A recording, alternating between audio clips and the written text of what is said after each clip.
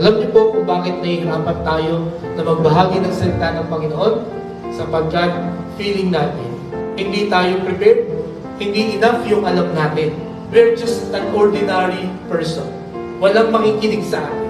Totoo naman yun. Hindi tayo ganun ka-prepared.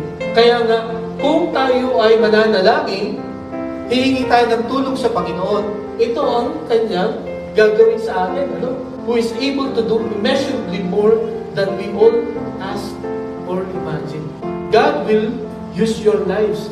God will use your imperfections, your weaknesses, para makakilala ang